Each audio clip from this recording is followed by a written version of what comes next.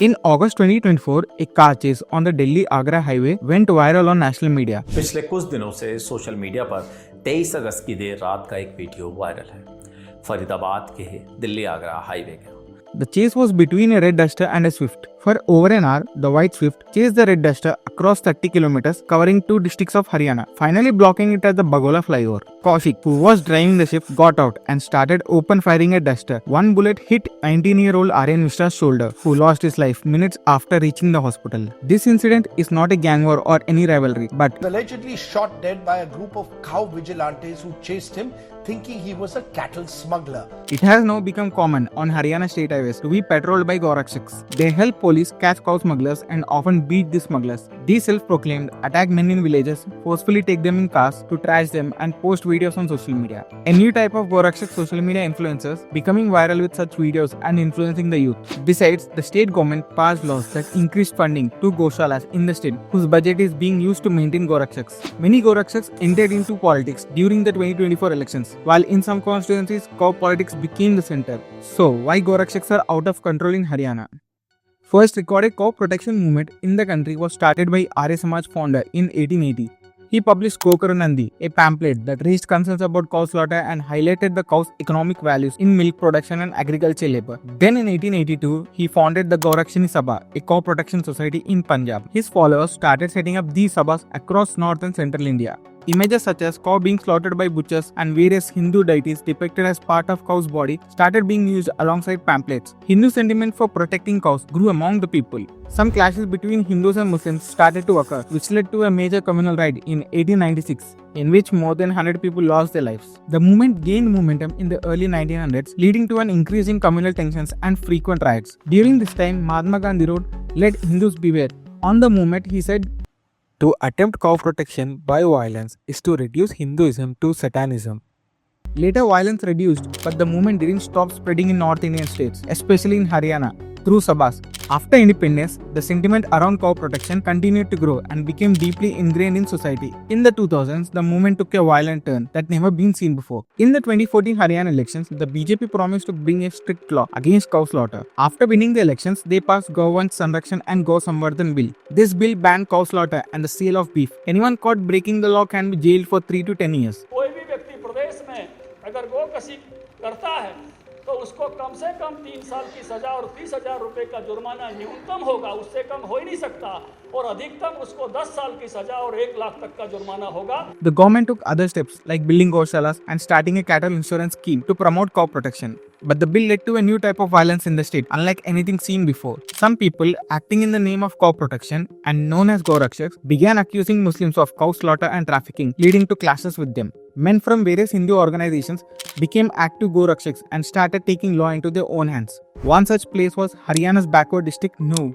The cattle trade, which involves buying and selling livestock, is an important part of the district's economy. But after 2015, Gaurakshak groups began targeting traders in the name of cow protection, and within 2 years, 15 murders took place in the district. Cattle markets, where trading used to take place with large number of cattle, began to dry up. As Gaurakshaks used to attack their vehicles, traders stopped bringing cattle to the markets. Violence started to grow in the state as Gaurakshaks became more organized. News of lynching, kidnapping, cattle theft and murder started to appear regularly in the national headlines. PM Modi, in a My Government town hall, addressing the growing cow vigilantism, said, मैं राज्य सरकारों को अनुरोध करता हूं कि ऐसे जो स्वयंसेवी निकले हैं, अपने आप को बड़ा गौरक्षक मानते हैं, उनका जरा डोजियर तैयार करो. 70-80% ऐसे निकलेंगे जो ऐसे गोरख धंधे करते हैं जो समाज स्वीकार नहीं करता है, लेकिन अपनी उस बुराइयों को से बचने के लिए ये गौरक्षा का चोला पहन करके निकलते हैं. But the Haryana government, rather acting against the Gaurakshaks, decided to issue Gaurakshak ID cards. According to the government, these ID cards are issued to genuine Gaurakshaks, who mainly act as informers to the police about illegal cow activities in the areas. It appointed a task force consisting of 300 jawans across 21 districts of Haryana and headed by an IPS officer. Then in 2021, the government launched a new statewide action plan to prevent cow smuggling and slaughter. Haryana government amended the Haryana Gauvansh Sanrakshan and Gau Samvardhan Act in 2021. Under the amendment, a new special cow protection task force was created at both district and state levels. The task force is responsible for preventing cow smuggling and slaughter, rehabilitating stray cattle, and taking legal action against cattle smugglers. At the district level, the task force includes government officials, police and Gorakshaks. But the police, tasked with ensuring cow protection, became dependent on Gorakshaks due to being occupied with other crimes. On highways, Gorakshaks started setting up barriers to check vehicles and in some cases chased vehicles to catch smugglers and inform the police. Then, the district level task force members arrived at the scene to take over from there. Over time, a statewide network of Gorakshaks from various groups began acting as unofficial law enforcers. They have informers from all walks of life, including those working on the highway and during the night. Social media is used to communicate, plan strategies and promote their work. Once they receive information from these sources about potential cow smuggling, local Gorakshaks take immediate action. From WhatsApp groups to Facebook pages, they build a huge following. Videos of live vehicle chasing, catching smugglers, and Hindu nationalism are posted. Some members gained a large following, creating a new type of influencers known as Gorakshak influencers. Such influencers often take the law into their own hands for fame, to boost Hindu identity or to commit crimes. One such viral influencer is Monu Manasar. He went viral with a video in which two Muslim men were forced to eat cow dung after being beaten for allegedly transporting beef. His posts mainly featured videos of high-speed chases, men firing at trucks, and photos of injured Muslims attacked by his team. He appeared on the media defending cow vigilantism and became known among politicians. Monu is now in jail for his involvement in the murder of Nasir Hussain and Junaid Khan, who were burned alive. The task force, introduced to protect cow, has become an unofficial tool for Gorakshaks to take the law into their own hands. Growing into such an uncontrollable force, they started to influence politics in recent elections on the issues of cows.